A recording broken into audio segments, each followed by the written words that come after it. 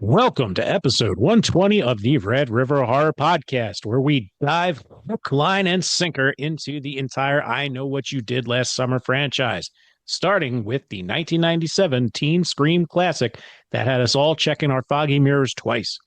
It's the OG with Jennifer Love Hewitt, Sarah Michelle Gellar, and a hook-wielding fisherman, grossing over $125 million for Sony. Kevin Williamson's script took Lois Duncan's novel and turned it into 90s slasher gold. Then came I Still Know What You Did Last Summer in 1998. Julie James heads to the Bahamas for some reason, only to find that she hasn't escaped the fisherman's hook just yet. It's got Brandy, Mackay Pfeiffer, and a wild, ridiculous twist. Its tropical vibe had some charm, but it was markedly worse than the original. Which paved the way for a straight to DVD third installment, I'll Always Know What You Did Last Summer, to be released in 2006, straight to video, no original cast, and a supernatural fisherman. It's like the franchise totally got lost at sea and washed up with a 0% on Rotten Tomatoes. But hold up.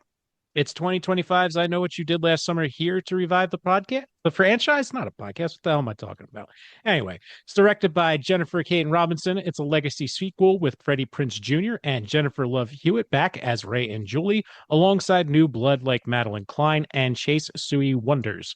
5 friends, another car accident cover-up, and a fisherman out for revenge. Sound familiar? Too familiar. Critics are split. Some call it a fun meta throwback with solid jump scares and killer twists. Others say it never quite finds its audience with a script written by your neighbor's 16-year-old daughter on TikTok. Did the 2025 requel sink or swim? Let's find out on episode 120 of the Red River Horror Podcast.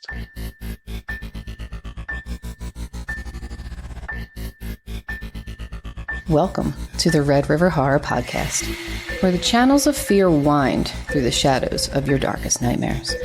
From cursed horror films and bone-chilling tales to whispered interviews and the desolate echoes of abandoned places, we explore every sinister current. Grip your oars tightly and brace for the journey ahead. Now, guiding you through the murky waters, your host, Joe Zakrzewski, joined by Red River Horror founder, Eddie Caiazzo.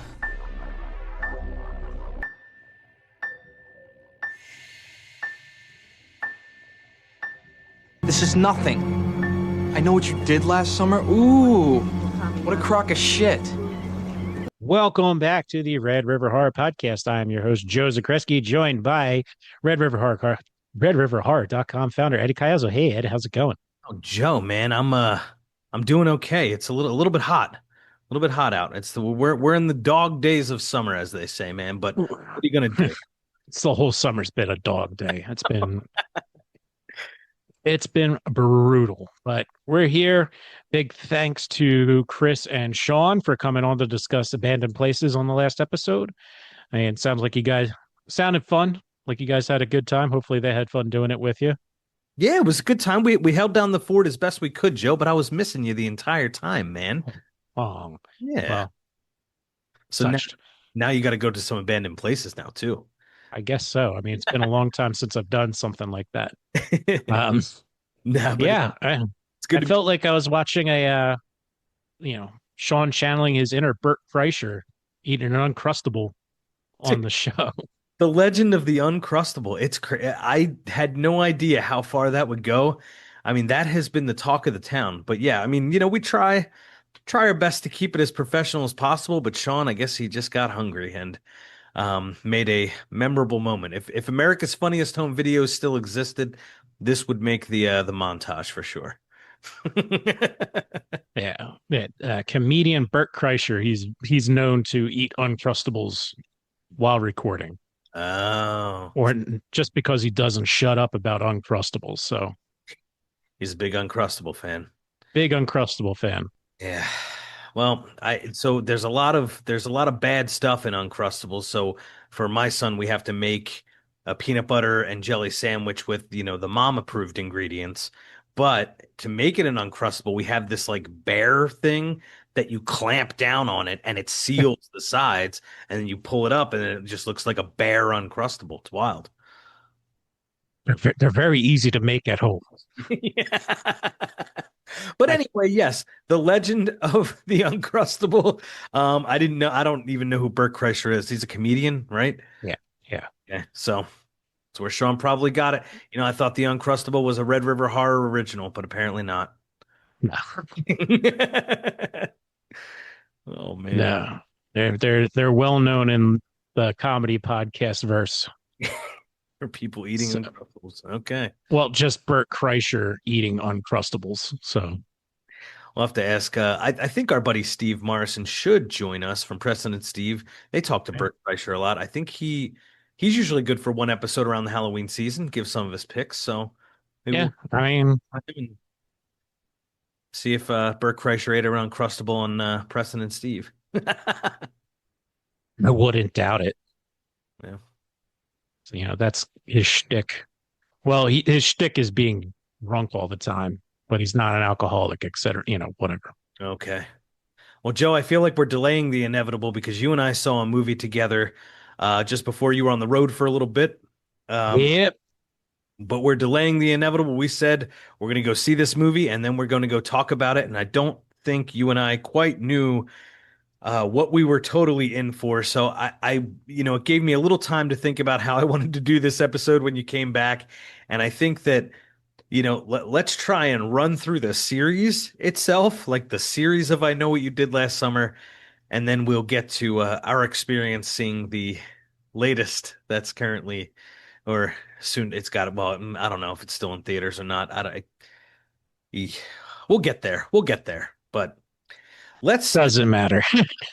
I wanted to go back to 1997, the days of the still VHS. That's when I rented I Know What You Did Last Summer from West Coast Video, and it was on VHS. So the first time I saw this movie was there, and then pretty cool. Last year I was able to see a 35 millimeter print at the Colonial Theater where we went to that's famous for the Blob, but where we Mhm. went to the First Glance Film Festival. So I have a special place in my heart for the 1997 I Know What You Did Last Summer. So I guess let's just start there, and then we'll see where we go.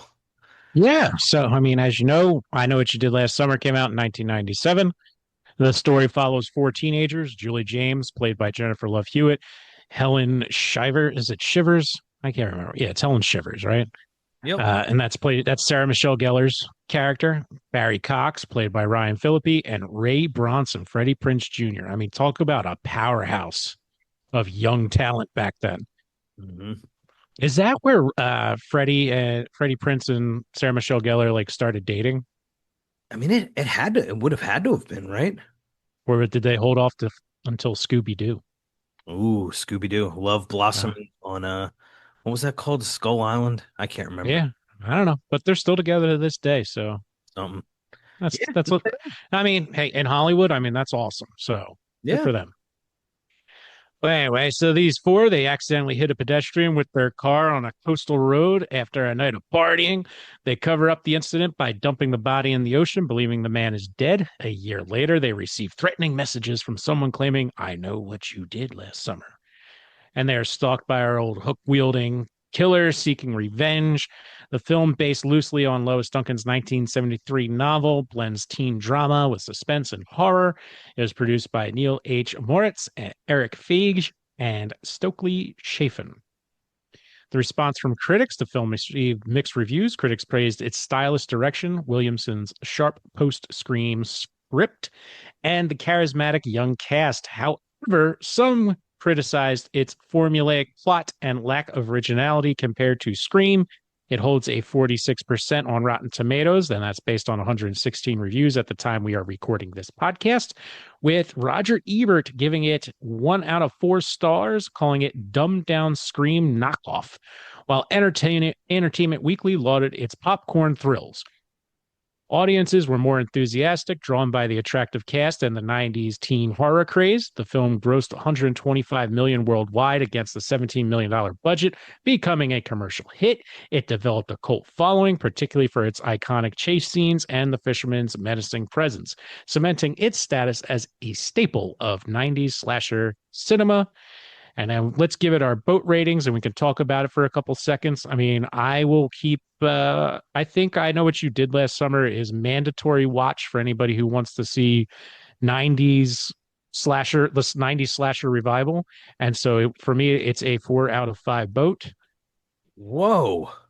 Yeah. Okay. It's a must watch for anybody who says, I want to know these movies. And that's usually what pushes a high 3 into a 4 point. Oh man, I really like your way of thinking there. Whoa. I'm blown away by that though. But your reasoning is sound. Yeah. I guess it would be mandatory 90s slasher viewing, right? Yeah. Absolutely. Hmm. Absolutely. And I get where the criticism comes from because it comes on the heels of Scream. Yeah. So it doesn't matter what comes next. Any move, like there was going to be another teen slasher, no matter what it was, is going to get compared to Scream from there on out. So Sony wanted their stab at it, man, and they yeah, got yeah. uh-huh. And it is popcorn thrills. That's what the first one is. It's fun. I and you got like I thought Muse Watson's performance as the fisherman was good. That visual scared me when I was younger. I loved the what is the band Kula Shaker. I loved their cover of Hush by Deep Purple. Like that got me into the mood. And the Typo Negative. So you and I did go back and listen to we did in the summer the summer that nobody did excrement. That meme that was going around. You and I did did an episode on I Know You Did Last Summer '97, and we talked about like how cool the soundtrack was, but it is a staple of '90s slasher cinema, so it's a must watch. But like I do give it some extra points in that it was written by Kevin Williamson. The guy, I mean, without Kevin Williamson, we don't have Scream. Yes, Mhm. obviously not. The Wes Craven didn't direct. I know he did last summer, probably for the best, but um, yeah. Well, what do you think is what are some more strengths of I Know What You Did Last Summer? So because it's just classic because it's a classic. Like at this point, we're saying you know, it needs to be seen because it's the first big, blockbuster slasher to follow Scream. So, what from that movie would you take from it? What would you remember about the actual movie itself that you'd be like, all right, that was pretty cool.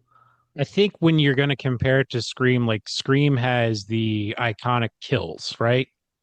Yeah. And that's something in I Know What You Did Last Summer they didn't miss.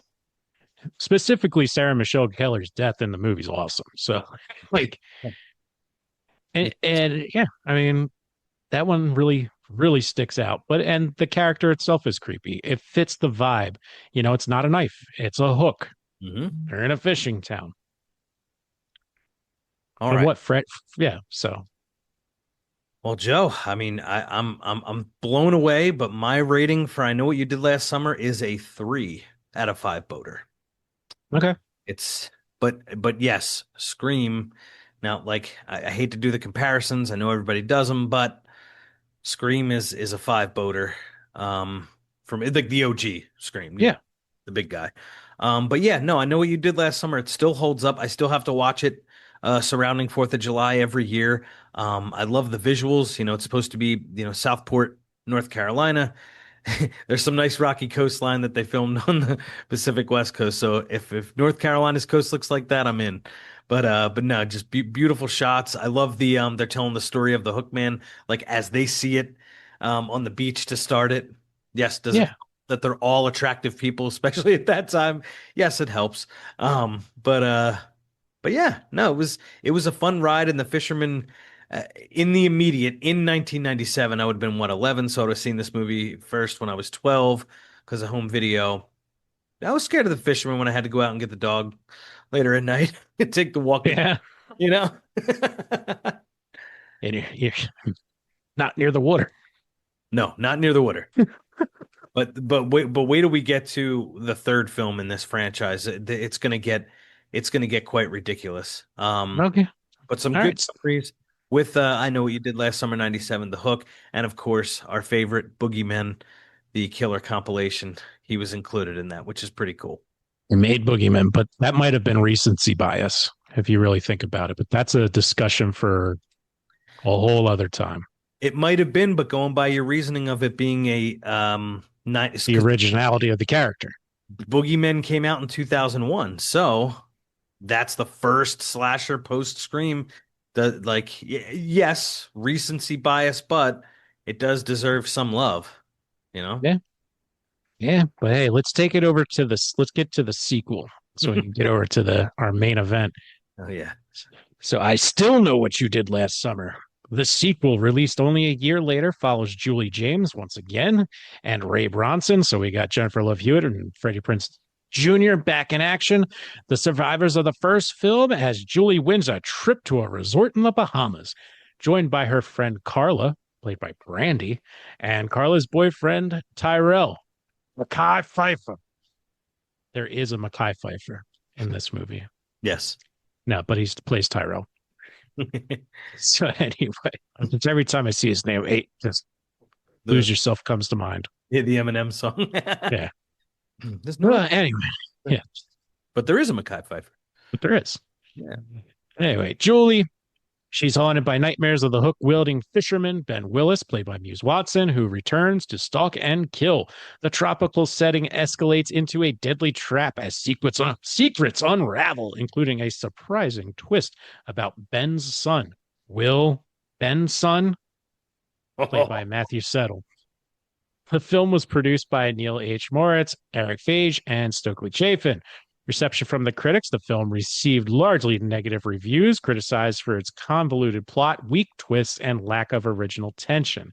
It holds a 10% rating on Rotten Tomatoes based on 62 reviews as of this podcast, with critics like James Beraldini calling it a by-the-numbers slasher that fails to recapture the first film's energy. The tropical setting and Brandy's performance earned minor praise, but the consensus was that it felt derivative and uninspired. Audience reception was mixed, but leaned more positive than the critics, fueled by the returning cast and 90s slasher popularity. The film grossed $40 million worldwide against a $24 million budget, a decent but underwhelming return compared to the original's $125 million. Fans appreciated Hewitt's emotional performance and exotic locale, but many felt the story was a step down, with the twist criticized as absurd, and retains a nostalgic following among some 90s horror enthusiasts. All right, Joe. Me not being one of them. This one was parodied a lot better by Broken Lizard with Club Dread. Oh, yeah. So in the parody realm, I mean, it's set up for, decent parody kind of thing. But overall, I mean, this one was, basic cash grab sequel. Not much to it. My biggest memory of it, other than the twist and just being like it was feeling like okay, was a guy that we both grew up with. I was over at his house and we were watching it, and his dad came down. He was watching it with us and just kept asking how much I like asking me if I liked Jennifer Love Hewitt's Bubs. That's how he pronounced it. I was really uncomfortable. Unless you really want to just watch the cash grabs, a part of your, getting your list of horror movies you've seen. If you just want to see it just to say you did, to follow through, you can go right ahead. But ultimately, this movie sits around a 2.5 for me. Mm-hmm. First one just fits in with the vibe. I like that. And this is just a cheap, just, hey, request for more money. Well, if you don't mind, I'm going to slide it down to a 2. That's all right, to avoid the have thing, only because, like 3 means, hey, they did fine, they did a competent job, and it holds up. You could probably watch it again. 2 means, you didn't like it, and then it just gets way worse from there. There's no reason to. I mean, if we did halves, it'd be a 2.5. But it's a skippable movie with Mekhi Phifer. I mean, yeah. If anybody we should be worried about, I mean, that guy had such like a meteoric rise and he vanished. Yeah, he did have a really strong run before that, though. Great run. Yeah, I mean, that was like a 10-year run. Like, hey, So, screw it. We're gonna do a Mekhi Phifer episode. we've mentioned him a bunch. I think we mentioned him in the Dawn of when we talked about Dawn of the Dead. We mentioned him. He's great in it. Oh yeah, absolutely. Yeah. Fuck, we fucking love Mekhi Phifer around here. I wonder if we could get a hold of his people. Mekhi Phifer's, hey, could you come on a horror podcast? You Maybe he would. never know. Maybe he would. Yes, it sits in the two. Like, is there anything from this one that sticks out to you? So it's a two-boater for me. So, I know 97 three-boater. I still know as a two-boater only because I again, like at the age that I saw it, I enjoyed it at the time. I did go back and watch it recently, both last year and this year, and it's not a good movie. Mm. It's patently absurd. Why are they going to the Bahamas? What you know Uh, like it's so absurd. So they go to the Bahamas and then you replace Freddie Prince Jr. with Will Benson, right? And now mhm. Julie's down there and she's the star, and it's just like, oh, is she gonna hook up with him? Is she not? Oh, like, are they gonna kiss? Whatever. It's kind of like it's just like, why? Why would they be? It's like, do you want me to sleep in a different room? I don't even know if that happened, but it probably did. Um, Yeah, yeah. No, no, there's some cool kills. For Ray, Freddie Prinze Jr. character, his buddy gets hooked out of the car in the beginning. That was a cool kill. Um, Mekhi Phifer, sorry, we're spoiling it. Yes, Mekhi Phifer's death. That was a pretty cool kill. Um, but no, it's pretty bad. yeah. Overall, there's just no. It's so. I know what you did last summer, and that's hard to make a sequel to. Just in the sense of the whole shtick is the note, and Scream's able to pull it off because they just stuck with the who done it thing, and then this Yeah. tried to do the who done it kinda, Yeah, that's another thing. and Ooh, it follows the same formula as Scream too. It's just like, use the child. yeah. So that's where the big swing and a miss comes from. So anyway, And then moving on. Oh no, you want to? What you got? Freddie Prinze Jr., then he makes his way down to the Bahamas. Like, what the hell are you doing here? Like, it's not like Southport, North Carolina is close to the freaking Bahamas, man. If he has a boat, it's not as far as you think. Because he's a boating guy. He could actually get to the Bahamas relatively easy. Yeah, but it's just weird. It's weird. Yeah. Stand him up. And Right. Yeah. yeah, I liked it back in the day. We have an uncredited Jack Black who gets a hook through the hand. That's pretty funny. Yeah. Um, there's for the people that like to indulge in marijuana, there's a funny scene there. Like, I could see stoners liking that part and Jack Black's character and all that stuff. But yeah, it's not a no, no. You can avoid it if you're a completionist, though. You got to see it. So Yeah. It was when they were trying to sell Jack Black as like the funny man for a lot of things. And in his defense, he has had some hits. I think a lot of his like older work isn't quite as good as what he grew into.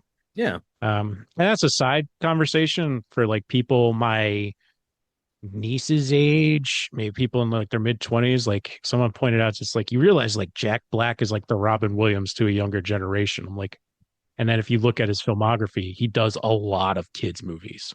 wow, huh? Yeah, I guess I never like thought of that. yeah. And I think it's more of like the School of Rock, and then someone was just like, "Why did he get the Minecraft thing? Isn't he washed up?" It's like, no, he's like really popular amongst kids. Hmm. I never So thought he was washed up. Yeah, I mean, people love him. People love them some Jack Black. I can get it though. Yeah, a whole nother generation grew up with Kung Fu Panda and School of Rock, and yeah, he's a character. I, He's a he character. sure is. But He before that, sure is. he got a hook to the hand, and it And was he had dreadlocks. yes. Yeah, And no, I am a Jack Black fan, but I'm not like I'm more of on the Tenacious D side of things. Um, but yeah, anywho, this is just a tribute, Joe. It's just a tribute. so it's not the greatest song in the world. But here's the question before we get And did you bother watching this before we recorded I our still direct? Huh? Oh, yes, I did. Yes. Oh, yeah. You want to get into the third film in the franchise? Yeah, I'll always know what you did last summer, which came out in 2006. I remember seeing the box and said, "No freaking way am I watching this. I will never watch this." And to this day, I haven't. I considered it. However, I was away with my daughter on a vacation, and I'm not going to ruin my vacation by watching this movie that I've never seen. But I have never heard anything, anything remotely like worth checking it out. So I'll always know what you did last summer, 2006, direct to video slasher film, the third in the franchise, directed by Sylvain White and written by Michael D. Weiss. Unconnected to the previous film's characters, it follows a new group of Colorado teens. Amber, played by Brooke Nevin, Colby, played by David Patow, Zoe, played by Tori DeVito, Roger, played by Seth Packard, and PJ, played by Clay Taylor, who stage a prank claiming a fisherman's death only to be hunted a year later by a supernatural version of the hook wielding Ben Willis. Don Shanks, who played Michael Myers in Halloween 5, and the guy that gets his nuts punched in Dumb and Dumber, plays the hook man. Yep. Fun fact. The film shifts from the coastal settings of its predecessors to a small town, introducing a ghostly antagonist. It was produced by Neil H. Morris and Eric Fage. The film was panned by critics, earning a 0% ranking on Rotten Tomatoes based on 7 reviews at the time of this podcast. Reviewers criticized its lack of connection to the original cast, weak script, and uninspired shift to supernatural horror. The low budget production values and forgettable characters were also heavily criticized, with outlets like DVD Talk calling it a soulless cash grab that tarnished the franchise's legacy. The audience reception was similarly negative, with fans of the first 2 films disappointed by the absence of Jennifer Love Hewitt and Freddie Prinze Jr., as well as the generic plot. The film failed to make a significant commercial impact due to its straight-to-video release and it lacks the nostalgic cult following of its predecessors. Viewers on platforms like IMDb, where it currently has a 3.6 out of 10 rating, noted some creepy moments, but found the story dull and the supernatural twist poorly executed. I have never seen it. Even that description makes me, I don't even know how anyone could call it a soulless cash grab when there's no cash to be made off of something like that. So I'm going to keep that at the bottom of the barrel. That's going to be a 0 out of 5 votes. Don't watch it. There's no reason to. Just act like it doesn't exist. So I did watch it twice. Did I guess right? Twice. Twice. Yes. Yes, I have. So the thing is, it's set in Colorado at a ski resort. But Joe, it's the summertime. So I have no idea why it's set at a ski resort. I don't know if hey, you and I are in the indie film space. Maybe that was the only thing available. And they said, hey, yeah, use our ski resort in the summer to film this slasher film. Um, there's some shots where it looks like it's shot on not film, if that makes any sense. Like like a camcorder. Yeah, I mean, maybe not that low, but a step above the quality of our first film, Chains, is what some of it looks like. And yes, since you've never seen it, spoiler alert, it's Ben Willis, only he's a ghost, and for some reason he's in Colorado in the summer at a ski resort, offing people. No. No. What? How does it end? So the main girl, Amber, she gets out of there. Everybody else, I believe, died. But Amber, played by Brooke Nevin, she gets out, and it's a year later, and I don't remember if she receives a note or not, but she's on a road somewhere, and the camera's really tight to her, and then all of a sudden the camera moves a little bit, and then you see behind her, there's the hook man ready to get her. Sure. Yeah. Yeah, whatever that's worth. I don't know I mean, the whole straight to DVD craze from those like the aughts through the tens, like streaming has pretty much killed that at this point. You don't see that as often. It You'll it see more remakes than I do think they have their place though. Now, I'll always know what you did last summer. No. It's like we're going down. So for me, I saw it twice. I know what you did last summer, three boats. I still know two boats. This is a one boater for me. It doesn't get a zero because it is kind of cool that the guy that played um, Michael Myers in Halloween 5 is in it. Like Don Shanks is just severely underrated. He's a really good stunt guy.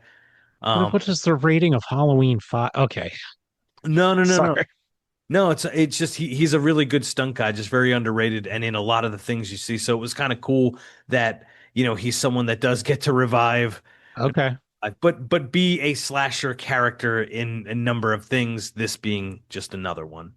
So as far as I know what you did last summer, it's not it fell off the rails, and I don't know why you would even give the money to make something like this.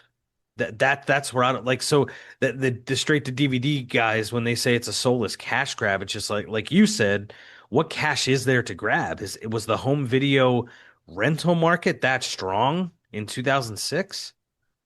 Was the Jeep bin at a Best Buy where, believe it or not, you could actually like produce these low budget things Mhm. and they would sell, or you could put them in like a pack as like fluff to.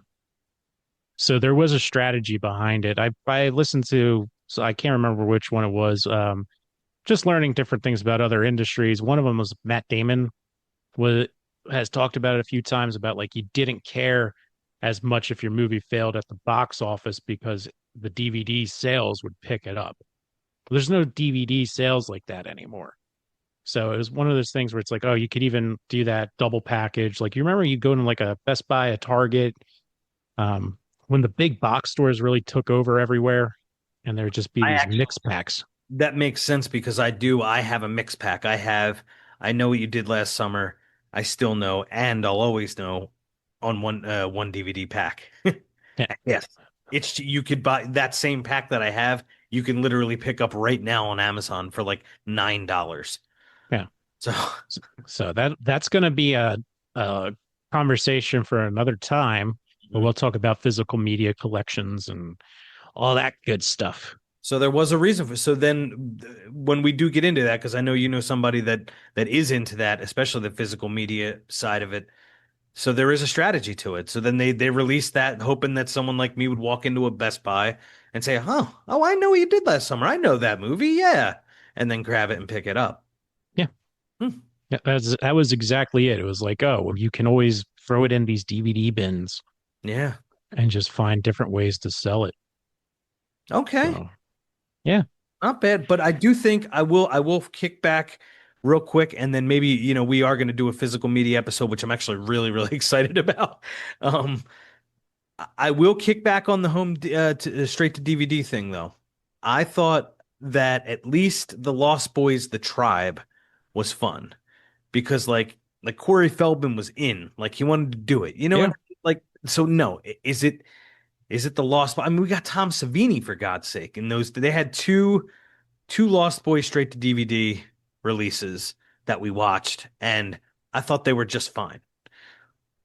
Well, they knew what they were and they were fun. Yeah, Like don't try and be something you're not.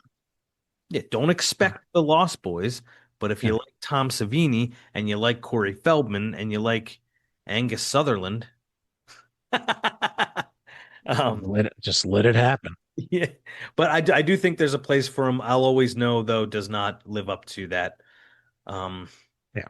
that aughts, as you said, B movie status. It just doesn't do it. Yeah. That's what I'm saying. We'll have to like maybe I'll do like a once I if I have the time do a deeper dive into the shift in the industry from straight to DVDs to now. Again, man, I'm telling you, it just feels like it's more and more remakes than ever before.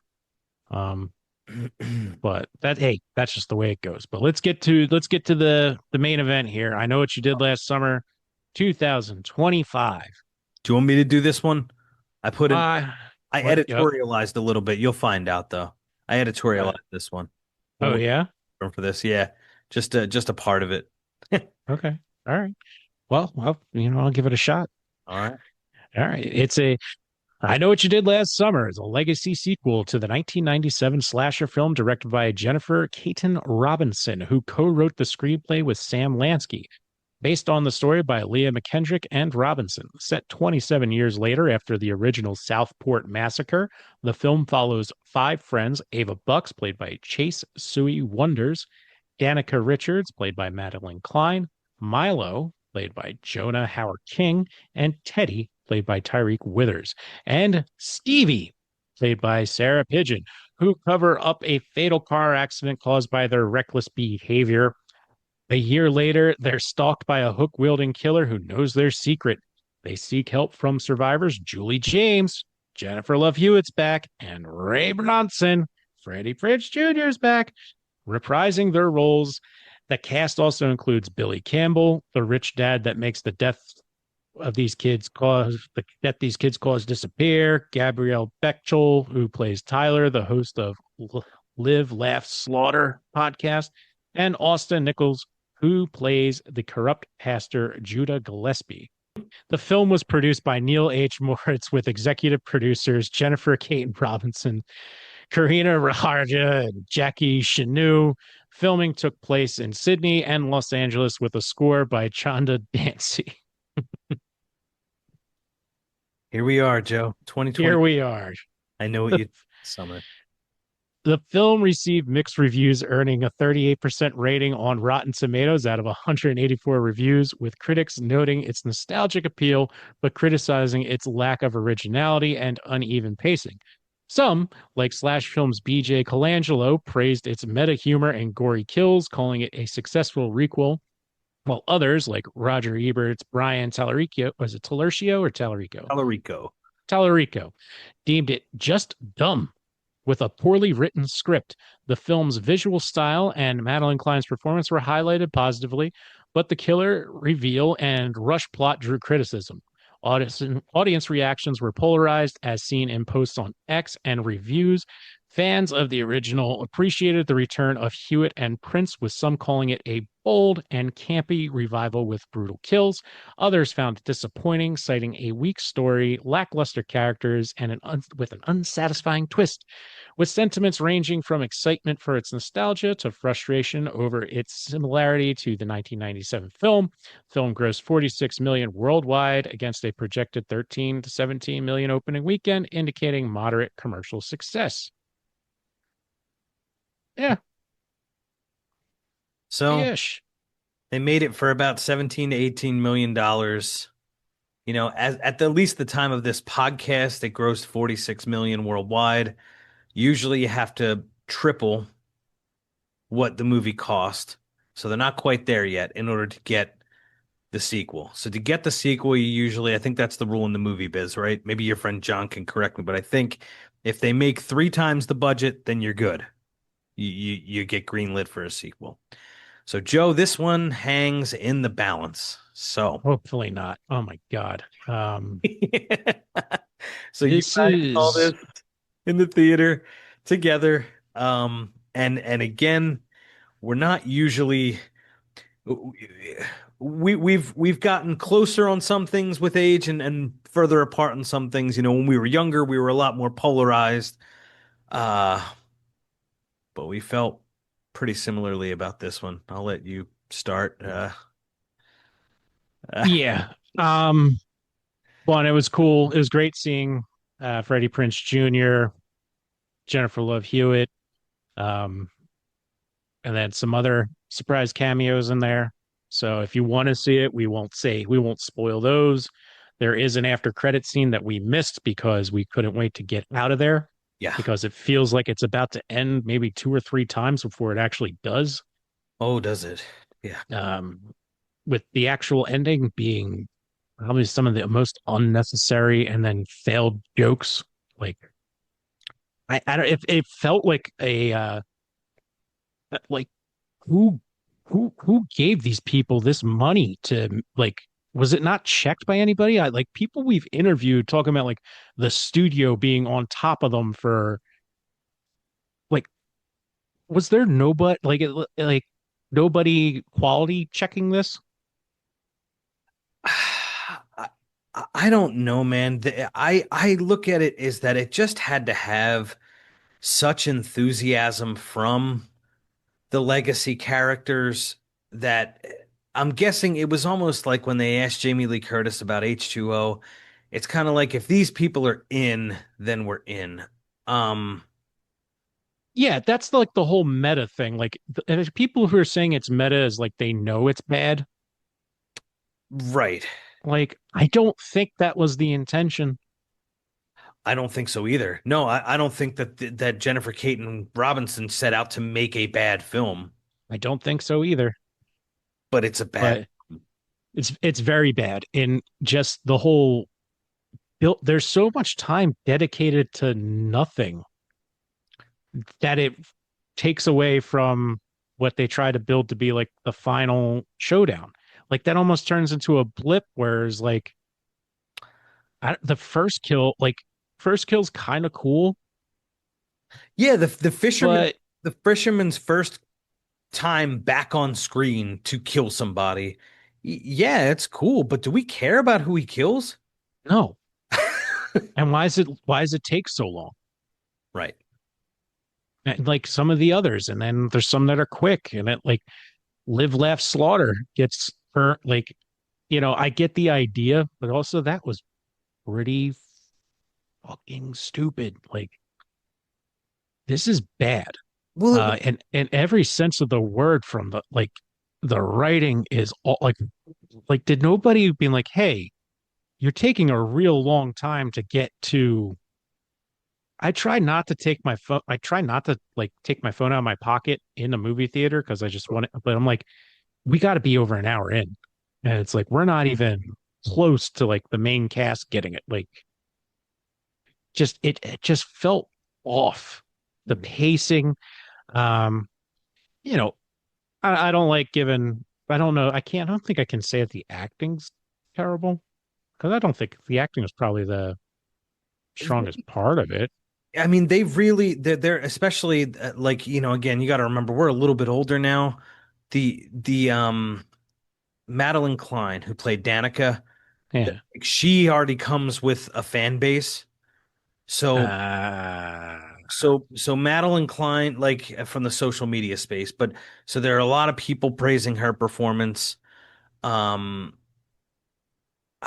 I think that Jennifer Love Hewitt is lauded pretty much. Like people liked her performance, her being reprising the role.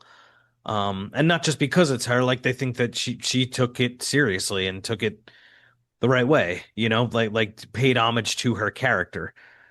Um, sure. I mean, I get what they were doing, but the whole Ray, like their whole thing with the Freddie Prince Jr. and Jennifer Love Hewitt, like the way they wrote their characters into it, it's like I get it, but that was kind of crap. yeah, Even the way they kill like it's just like, oh, to their negligence, it's like they're adults. What the you what the know, fuck are you doing? Like, and they I weren't even like I they like weren't even Teddy, Tyreek Withers. I thought he was pretty good. sure. He was Danica's first. Like they were. That's another thing. So I don't think we're spoiling much here by talking about it. So, Danica and Teddy are set to get married, right? And it's like Teddy's rich. His dad's kind of the fixer for everything. Like he owns the town. He made, Southport into a booming place after the slaughter of 1997, because like obviously that's a real thing that happened in the town. So, Teddy's dad kind of runs the joint and he's about to marry Danica. So they have their engagement celebration.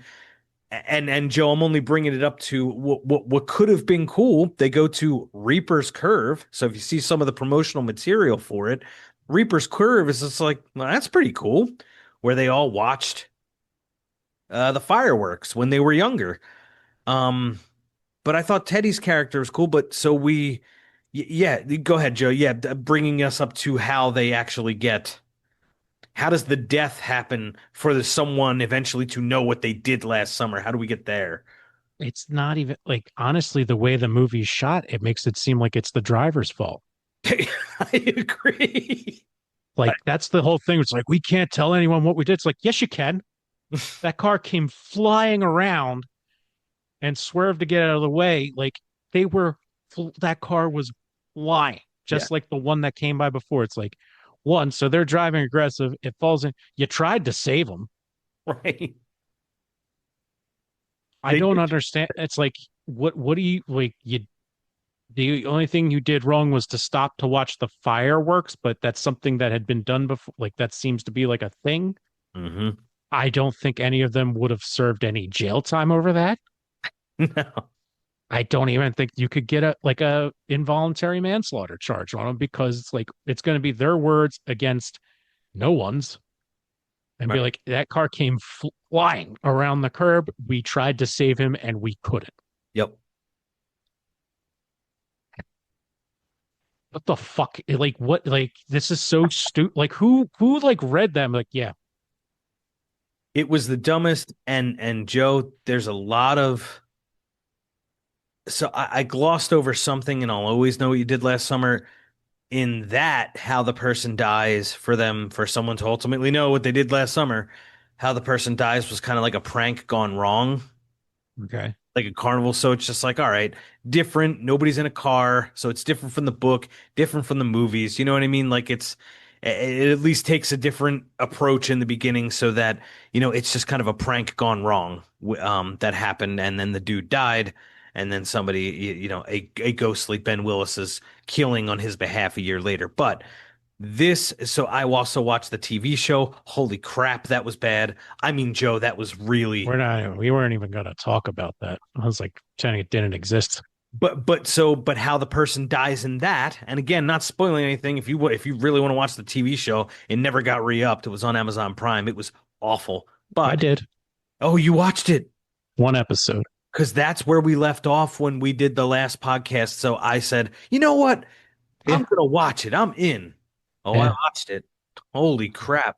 But even that, like, so how they kill the person is they hit them with the car. So like that's plausible. That makes sense. Like I got that. So I know what you did last summer. They accidentally hit the guy with the car, Ben Willis. Here's make sure he's really dead. Okay, now we have two movies out of that. I'll always know what you did last summer. A prank gone wrong. Um, now I know what you did last summer a year later. Then we have the TV show, which, oh, okay, they hit somebody with the car and they died. Makes sense. Now we get to 2025, and yeah, the dude's driving like a jackass and takes Reaper's Curve way too fast, tries to swerve way too late, and yes, It's called Reaper's Curve, and then just who the guy is in is just like some dude, I and it's like know. what? I mean, like how is that not being like, hey, it's just the way the dialogue continues from the movie, like, oh, what we did. It's just like if anybody's fault, it's the cops' fault for covering up rather than providing, you know, any closure to the actual situation. Not only that, the fucking Stevie or whatever was there. It's like you took everything from me. It's like, did they? Yeah. You could have done. You could have like. Ah, I mean, what? no, the story Oh was, my god! And then, oh, dude, this movie. I said it somewhere like on a what Joe got us into that Killer Flicks group. I yeah, was like, this should just be. Can you just burn it, pretend it didn't exist, and try again with, you know, Jennifer Love Hewitt and Freddie Prinze? Can we just try again? that's a more optimistic take than I had, Joe. I was so like, And I shouldn't be because again, I try and be optimistic. I always say the time spent with horror is always time well spent, even if a movie's bad. This deflated me after I'll always know what you did last summer and the stupid TV show. Now to get to this and bring back the legacy characters, it's like what I said. So you'd like to just see a redo, maybe in 20 years, they can have the geriatric revenge plot, which would be fine, and they just redo it, and the only one that exists is the first one. That's I optimistic. I hate that, and that's the only thing that could save this from being considered a franchise. We're just calling it that because there's a lot of bullshit with the name on it, Yes. but good God. And that's where I was. I will tell you, I was upset about it, and I don't know if I ever want to see anything with the name on it again. Like just if you all the people involved in this one, if you have another idea, please don't try and slap this badge on it. Please don't make a sequel. And what's worse, what's really upsetting is yes, looking in the Killer Flicks group and some other places, is some people like it, and that's what's so upsetting. So now it's like I'm hoping that they don't. I hope everybody that made the film gets paid and gets paid well. And I don't wish ill on anybody because we all have jobs to do, and there were competent people and people employed in making that film. So I feel for anybody in any industry, and I don't want anybody to not get paid. Right. At the same time, bury this damn thing. I don't want it to make triple its budget. I don't want them to make a sequel to this one. It's got to be over. You had how many hooks at it? No, it's done. Like we're done. We're done here. No more I knows. No. That's it. Put a bow on it. I mean, this was, I mean, first time I've seen people walking out of a movie since Bruno, maybe. Wow. Yeah. Bruno, So, Bruno, I didn't. No, where did we? So we've been in a few situations where people walked out. The first one was the Ring 2, yeah. right? People were walking out of that. People were walking out of The Happening. Yep. What else? The Ring 2 Happening. I'm just trying to think of when. Oh, actually, when I was in Godzilla King of the Monsters, which I liked, and if you're a Godzilla fan, like this gave you everything you wanted. It was if you said Gareth Edwards didn't give you enough in the 2014 Godzilla King of the Monsters did. Everybody was fighting. But like Bradley Whitford kept coming up with these, and they were written for him. It's not his fault, but he was doing like these zingers all throughout the movie. After like the third one, somebody did get up and walk out of that movie. They were just like, Yeah. get the hell out of here. So I've Yeah. been in three movies that I can recall, two with you, The Ring 2 and The Happening, where people just straight up walked out. And I didn't take notice this time around. I think my jaw was on the floor, Joe, when we were Yeah. watching. There were about six people that got up and like, because the ending, it's like, when is this going to stop? And you feel like it's over, but it's not over. No. So there was like the first one, people got up, and then some people got up before they finished. Like, so I'm not saying like people were walking out early, but people were done with it. Yeah. Um, and I keep finding myself, it's like, am I being overly critical? I think Stacy's is really, her reviews really good, but I'm taking that as I don't think she likes the first one either, but can see that the first one has an audience, hmm whereas this one does not know what its audience is. And again, they're adults acting like children. And I can understand that there are rich, like they're rich. So I Sure. guess a rich 25-year-old, 27-year-old, however they're old supposed to be, would act that way. Yes. Um, but Yes. my God, It, it was but the whole premise, like it is absurd. The characters act absurd. The reason for the I know what you did last summer, like the reason for that note to be passed on and people to die is absurd. Uh, um, yeah, no, I was trying to go through this exercise myself, and I get it. Like maybe, you alluded to this before when I think you were talking about when Scream had returned and you said, okay, like I got to remember that now this is not just made for me. Like it is like, yes, I'm part of the audience, but I'm not who they're going after. right.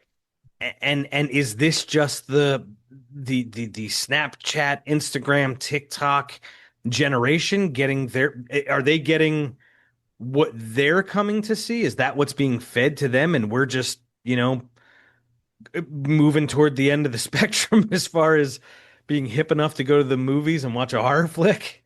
See, here's the thing. I've got what, at least 9 cousins that are in that demographic, Yeah. and the ones that like horror are like, nah, Okay. no. They're excited for other newer things like Welcome to Derry. Um, or the what's oh, I'm drawing a blank. Dave Franco, Allison Brie looks incredible. I can't wait to see it. Together? Yeah. Yeah. That's Um, that's out now. yeah. So there's so much other good stuff that this one is really just it's mindless nonsense, which hopefully somebody enjoyed it if they spent money on it. Definitely was not us. Uh, a- and I gotta tell you, it's like I'm not trying to be negative all the time. I feel like I've gotten to like a negative streak. This is shit, and we can't just tolerate it. There's a lot of people like in like the fan groups and everything where they just have this positive energy and they just like everything or find the good in everything. That's great. I can do that for some things, but when there's really nothing redeeming this, where's there to look? No, and I'm with you, Joe. And I tend to lean towards the people. Like again, I try to be optimistic about everything. I try to give everything a shot. And just because it's been, it's very hard to do. It's very hard to make a good horror film, right? So, we've talked to people that have been in the business and how, the things they've had to do to get their film to stream on a place, even like Tubi or Amazon Prime, whatever, picked up for distribution. So like I always try to be as positive as I can, but this I wanted to like it so bad, especially because everything has gotten progressively worse. I still know, I'll always know the TV show. It's just like, come on, we are due. We are so due. And then they released that shot with the first kill in the movie. I'm just like, okay, this should be good. I wanted it to be good and it just wasn't. And I think it scarred me a little bit in that whereas I do come from the place of some of those people like, yay, everything's awesome. This beat me down pretty bad. This kind of beat that out of me. It's not there. And it's one of those things where there's, again, like the new Halloween trilogy that happened. I didn't really like any of those, but it's, I could see how someone could. This, it's just not there unless you're, I don't know, an airhead of sorts. Yeah. Yeah. No, that sucked. That sucked, but I'm going to give it a 1 out of 5 vote so that someone can watch it for themselves and you can waste your goddamn time because it is not worth mine. I will not be owning the steel book of the 2025. I know what you did last summer. I'm with you, Joe. 1 out of 5. Uh-uh. Uh-uh. It's not a zero. I've seen zeros. We've seen zeros. It's not that, but it's not good. It's No. put a hook in this entire series. Watch the first. If there's a screening of the first one on 35 millimeter, like I got to see last year, go do it. That was a blast. Yeah. But be done with this. Call it a day. Don't like just don't. I can tell you know what you should do if you're thinking about it, like, oh, I want to watch something new before I get to the theaters. Watch Death of a Unicorn, I think it's called, starring Paul Rudd and Olivia from Screen Olivia Wednesday. Why am I drawing a blank? Oh, Jenna Ortega. Jenna Oh, Ortega. Jenna Ortega. Why am I saying Olivia? I can't. Oh, there's just yeah, Jenna Ortega. My bad. It's the O. Sorry, Jenna Ortega. But The same. starring Paul Rudd and Jenna Ortega, as well as some other familiar faces. It's called Death of a Unicorn. It's on HBO Max right now. It is right up my alley. If you know anything about me, that is horror comedy. I absolutely love those, and especially if it's aware that it's absurd. And boy, howdy, was this absurd. Not great, but self-aware. Well, here's the only thing. You know me and animals, Joe. That's the only Yeah. thing. So is the death of the unicorn sad? Mm-mm. Okay, cool. All right. So I mean, if the death of the unicorn isn't sad, if we're not seeing this thing like die in Jenna Ortega's arms or something like that, then I think I'm good. I could probably watch that one. yeah, you'll be okay. Um, that's You'll be literally okay. you know my brain. You've known me so long. You know how my brain works. I literally that's all I could think of when that pops up. If you're scrolling through HBO Max, it's like, oh, I don't know if I want to see the unicorn die. It's stupid and it knows it's stupid. So Okay. like at first when I saw the cast, I'm like, how is this not in theaters? Hmm. And it's like, and then you watch like, okay, Oh my. okay, gotcha. But Joe, you and I have covered this year extensively. I mean, I think too, man. I know what you did last summer, 2025 was just in a crowded field of awesome. Like Mhm. your favorite movie up to this point, Bring Her Back. I was completely like Final Destination Bloodlines just reinvigorated me. Like I'm like, wow, like somebody can take this movie and make a real legacy or like a real sequel and do it right. So I just love that. Nosferatu. I know you weren't as high on it, but I loved Longlegs because it actually scared me. Like there were some things that actually scared me in it. So Okay. so like you're in a crowded field and then you drop crap like that. Like I know what you did last summer. Like man, it's just the competition's too stiff. You got Together out now, Weapons, um oh my gosh, the Hell House. Talk about a Mhm. series. So for I know what you did last summer with all the money in the world and all the talent in the world to make competent sequels. They haven't been able to make one. Hell House, I've loved every single one of them. All of them. Yeah. Yeah, the Hell House has been an interesting one. I really can't wait to see the next one. Because it looks like they've got a higher budget than they ever had before. Yeah. So Hell House LLC Lineage, that's what we're talking about, and that's coming. What's the release date for that? Not found footage, cinematic for the first time, which is Yeah, damn cool. I think that's August 20th, I think. yeah. So big congrats to Stephen Cognetti on that. Like unbelievable, especially like when you watch like even the film quality from the first one to the second. Like they just kept going and kept a decent story. Get through I, four movies. Like I yeah, thought after I because I loved the first one so much that I thought for sure I was going to hate the second one. It's just like, all right, do I just end it here? I'll watch Hell House LLC. I'll watch the director's cut, and then maybe during the fall season, over the years, I'll catch up on these things. No, I watched the second one. I'm like, oh, that was actually good, and I yeah. watched the third one, and I'm like, oh, that was actually good.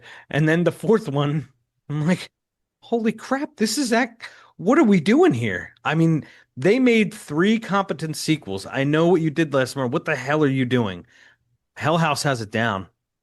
Dude, we're about to get a ton more. Yep. Like a ton. So you got Hell House coming in, which is a sleeper for anybody who hasn't seen the Hell House series. Definitely get in there, watch it. I think it's going to be a good time. You've got uh The Strangers Part Two is coming in September. You've got The Conjuring Last Rites. So I guess this will be it for that one. Which You've looks got pretty good. Like the last yeah, Conjuring movie, The Devil Made Me Do It, was a letdown. But this one looks good. This one looks like James Wan did get involved and said, hey, we're going to put some good scares in it. We'll see how it goes, but it looks yeah. good. And then we got Zach Krager coming back with Weapons. Yeah, man. So who knows what kind of a trip that could be. I'm really happy for that guy to see where his career is going. And you believe it or not, you've watched him since we were in the basement Wow. What was his because he was on that sketch comedy show I love, The Whitest Kids You Know. And his I think he was directorial debut was Miss March, if you remember that, where he's in a that's him. He's in a coma and then he wakes up. It's everywhere. And now he's making a film like Weapons. Yeah, Barbarian Weapons. So now he's in the horror space. R.I.P. to Trevor Moore, who was the tall guy. He died a couple years ago trying to suck his own dick, and Really? that's what they said. Wow. No, he fell, but they were doing like their own Whitest Kids You Know podcast, and they're like, he would want us to tell everyone he died trying to suck his own dick, not. Well, Yeah, so that guy does horror now. The one of them is still kicking. So Right. Really looking forward to that. There's a remake of Anaconda. Remember how I was talking about remakes? Speaking of our Paul Rudd and Jack Black, Oh no, they're in Anaconda. they're going to be in the leading the Anaconda coming. Well, I know at redriverhorror.com, Stacy will be covering Witchboard. They're releasing that. That's going. Yeah. I don't know if that's going to be a straight to video or if it's going to get theatrical because that in itself was already a cult classic, but it's one that I love. Yeah. So I'm interested to see how that turns out. The Witchboard remake, Yeah. requel, whatever. I don't know what the hell we're doing now. I think Scream, the first Scream back, what would be Scream 5? I think that tried to explain the whole thing. What is it? Jamie Kennedy, Randy's niece, the girl from Yellow Jackets. I think she tries to explain in the fifth Scream movie. So I'm going to have to run that back and see what we're talking about here. There's requels, there's sequels, there's legacy things. I think, Joe, if I'm not mistaken, either you or Melissa came up originally with the geriatric revenge plot, and I like that a lot. That's really, really good. Yeah, that was my thing with Halloween. Yeah, geriatric revenge plot, because then it happened in Texas Chainsaw. Texas Chainsaw. Yeah. Yeah. But yeah, and then there's some sequels that are also out that do not need to exist, like Final Destination Bloodlines. So, and that's going to be what, Black Phone 2. Yeah, I'm not looking forward to that at all, but I'm going to watch it. I'll watch it too. Just like no, I will. And then Megan 2.0 definitely didn't need a sequel. No, and I don't think I'm going to watch that even. I don't know. We covered it a lot at redriverhorror.com. You can go there to see all the coverage. Saw an interview with Allison Williams up there. Yeah, if you want to know about Megan 2.0, go to redriverhorror.com. But no, when that's out on video, I'm not running to put that on the screen. And then one question for you before we start wrapping things up. Yep. Do you consider Guillermo del Toro, he's doing Frankenstein, comes out later this year. Would you count that in the horror space? Yeah, I mean, I guess you have to at this point. Yeah. Even if Frankenstein, as it was written, was not meant to be a horror story, Universal's kind of taken over the whole deal and made it into one of the original Universal monsters. So yeah, I'd consider it horror. Yep. Yeah. I mean, just the way Eggers did Nosferatu, I cannot wait to see how Guillermo del Toro does Frankenstein. Yeah. Just atmosphere, guys. He is. Guillermo del Toro, for me, he's hit or miss. Like I don't like heap praise on him the way, but I respect. Hey, mad respect. I know he's one of the biggest players in the space. But his style for me is hit or miss. I really like the Scary Stories to Tell in the Dark. I don't know if I think he just produced that one, but Crimson Peak, very visual, very atmospheric. Yeah, I could see he would be the right man for something like Frankenstein. Like he always warrants like a watch. Like if Guillermo del Toro makes a film, it's like, okay, well, I have to watch it. This is so perfect for him because if you think of like Pan's Labyrinth or what was the other one that he got his Oscar for? The Shape of Water. The Shape of Water. Yeah. Like those aren't really horror movies. They're creepy. Mm-hmm. So, and again, it's atmosphere and delivery. So it seems like Frankenstein's just perfect for him. So exciting stuff. Do you want to go over some of the news before we get out? Or are you good? Let's skip the news till next time. We had some stories coming up as we approach spooky season, and we'll get into it next time. I think we should probably put a hook in this one. See what I did? Yeah. See what you did there. So that's a good call. So, all righty, everybody. So thanks for listening to episode number 120 of the Red River Horror Podcast. Again, I've been Joe Zakrzewski with Eddie Caiazzo, and remember to keep traveling those channels of fear. Thanks so much for tuning in to the Red River Horror Podcast. Don't forget to follow, subscribe, like, and share. For great written horror content, go to redriverhorror.com. On Spotify or Apple Music, leave us a comment. Or if you have a thought about the show, just email redriverhorror@gmail.com. Thanks for listening, thanks for watching, and as always, thank you for following those channels of fear.